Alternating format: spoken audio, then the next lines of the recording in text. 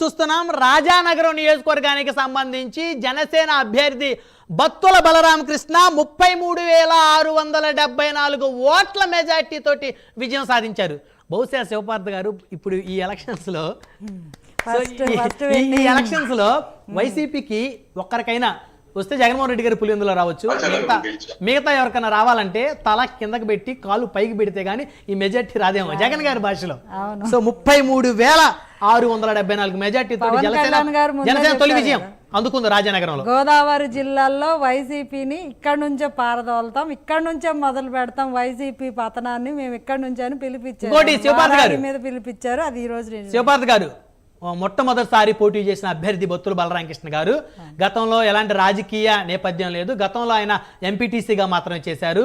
ఒక పెద్ద రాజకీయ నేపథ్యం ఉన్నటువంటి కుటుంబం జక్కంపూడి రామ్మోహన్ రావు గారు అంటే ఒక పెద్ద నాయకుడిగా గోదావరి జిల్లాలో ఆయన గుర్తింపు ఉంది.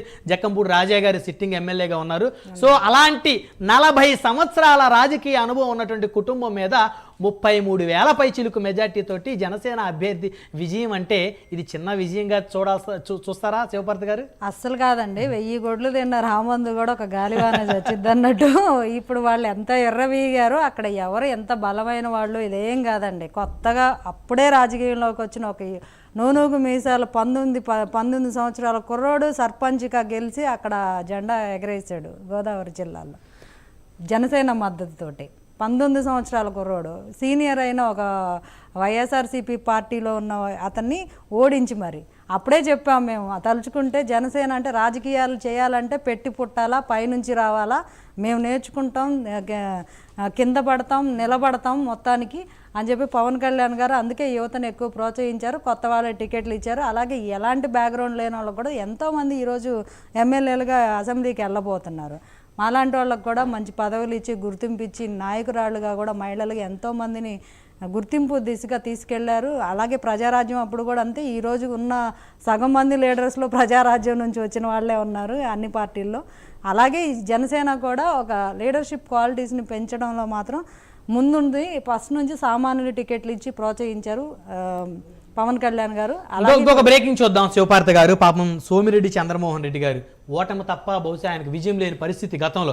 అలాంటి సోమిరెడ్డి చంద్రమోహన్ రెడ్డి గారు సర్వేపల్లి అసెంబ్లీ నుంచి పోటీ చేస్తున్నారు. 12 రౌండ్లు ముగిసేసరికి 9,243 ఓట్ల ఆధిక్యంలో ఉన్నారు. సో ఇది చిన్న విషయం. పాపం ఆయన వైసీపీ అనేక రకాలుగా హేళన చేసింది. ఇంకెన్నిసార్లు ఓడిపోతే ఈసారి 5 సార్లు ఆయన గతంలో ఓటమి, ఈసారి ఓడిపోతే డబుల్ హ్యాట్రిక్ మీరు ఓడిపోయినట్టని. సో ఇప్పుడు ఆయన దాదాపు 10,000 ఓట్ల లీడింగ్లో సర్వేపల్లి నియోజకవర్గంలో సోమిరెడ్డి చంద్రమోహన్ రెడ్డి గారు మాజీ మంత్రివర్యులు, తెలుగుదేశం పార్టీ సీనియర్ నాయకులు. అదే ఇప్పుడు కేకే గారు నిన్న కేకే సర్వేలో చెప్పారు ఓన్లీ 14 మందే గెలుస్తారు, క్యాబినెట్ నుంచి 2 గెలుస్తారని. మిగతా కోరుకుంటా ఉంది. కనీసం ఆ 14 అంకె 15-16 అవుతుందేమో నేను కూడా చూస్తా ఉన్నాను. కనీసం 14 అవుతుంది. మేము జనసేన సెకండ్ లార్జెస్ట్ పార్టీ అనమాట ప్రతిపక్షంలో. మేడం ఇప్పుడు వరకు మిమ్మల్ని వైసీపీ ప్రతినిధులు ఇష్టానుసారంగా మాట్లాడారు కదా, మరి వాళ్ళు 14 పిలవరేంటి మీరు? వాళ్ళు రావట్లేదు. వెంకటరెడ్డి ఎక్కడ శేఖర్ రెడ్డి ఏరి రెడ్డిలంతా పిలవండి వాళ్ళని. వాళ్ళ ముఖ చిత్రాలు చూడాలనుకుంటున్నాం. వాళ్ళ